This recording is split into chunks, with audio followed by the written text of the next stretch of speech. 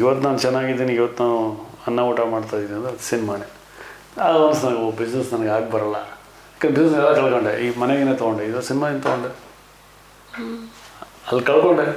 Building ನಾವು ಒಪ್ಪ ಮಾಡಿದ ಬಿಲ್ಡಿಂಗ್ ಎಲ್ಲ ಕಳ್ಕೊಂಡೆ, ಇದು ನಾನು ಮಾಡ್ಕೊಂಡೆ. ಸೊ ಸಿನಿಮಾ ನನ್ನ ಕೈ ಹಿಡಿತು. ಆ್ಯಂಡ್ ಅಷ್ಟೇ ಹೇಳಿದೆ, 25 ಜರ್ನಿ 25 ಇಯರ್ಸ್ ಜರ್ನಿಯಲ್ಲಿ ಒಂದು ಸಿನಿಮಾನೇ ಕೈ ಹಿಡಿದಿದ್ದು.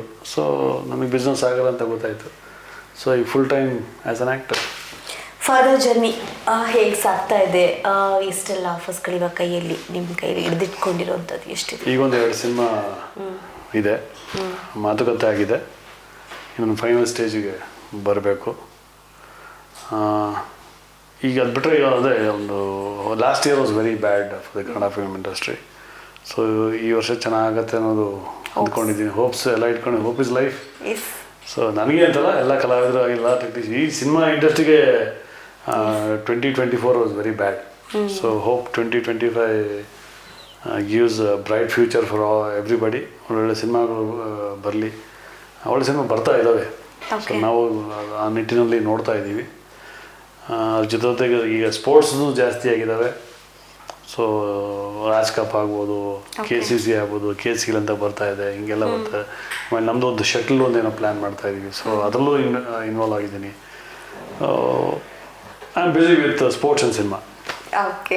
ಸೊ ಫೈನಲಿ ಒಂದು ಪ್ರಶ್ನೆ ನಮ್ಮ ಪ್ರಜಾಧ್ವನಿ ಕಡೆಯಿಂದ. ಸಕ್ಸಸ್ ಅನ್ನೋದನ್ನು ಬೇರೆಯವ್ರು ಮೆಷರ್ ಮಾಡ್ತಾರೆ, ನಮ್ಮ ಯಶಸ್ಸನ್ನು ಕೊಡೋದು ಬೇರೆಯವರು, ಅದನ್ನು ಮೆಷರ್ ಮಾಡೋದು ಕೂಡ ಅವರೇನೇ. ಆದರೆ ಸ್ಯಾಟಿಸ್ಫಿಕೇಷನ್ ಅದು ನಮ್ಮ ಒಳಗಡೆ ಇರೋವಂಥದ್ದು.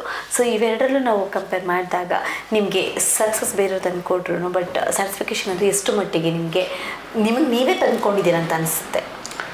ಸೊ ನೀವು ಹೇಳಿ ಕರೆಕ್ಟ್. ಸಕ್ಸಸ್ ಅನ್ನೋದು ಬೇರೆಯವ್ರು ಹೇಳ್ತಾರೆ, ಬಟ್ ಅದು ಸಕ್ಸಸ್ ತಂದ್ಕೊಡೋದು ನಾವು ಒಳಗಡೆ ನಮ್ಗೆ ಅನಿಸ್ಬೇಕದು. ಸೊ ಏನೇ ಕೆಲಸ ಮಾಡಿದ್ರು ಆ ಸ್ಯಾಟಿಸ್ಫ್ಯಾಕ್ಷನ್ ಇರಬೇಕು. ಆ ಸ್ಯಾಟಿಸ್ಫ್ಯಾಕ್ಷನ್ ಇಲ್ಲ ಅಂತಂದರೆ ನೀವು ಅದು ಕೆಲಸ ಮಾಡೋದು ಸರಿ ಅನಿಸಲ್ಲ. Okay, that is very important what ever. So ನನಗೆ ನನ್ನ ಈ ಒಂದು ಕರಿಯರಲ್ಲಿ ಸ್ಯಾಟಿಸ್ಫ್ಯಾಕ್ಷನ್ ಇದೆ. ನನಗೆ ಮಾಡಿರೋ ಪಾತ್ರಗಳಾಗ್ಬೋದು, ನನಗೇನೇನು ಜವಾಬ್ದಾರಿ ಕೊಟ್ಟಿದ್ರು ಎಲ್ಲ ಮಾಡಿದ್ದೀನಿ. ಹೇಳಿದೆ, ನನಗೆ ಆ ಲಕ್ಕಿಂದ ನನಗೆ ಆ ಸ್ಯಾಟಿಸ್ಫ್ಯಾಕ್ಷನ್ ಇಲ್ಲ ಹೊರತು ಬಿಟ್ಟರೆ ನನ್ನ ಪ್ರೊಫೆಷನ್, ನನ್ನ ಇದಕ್ಕೆ I am happy what I have done.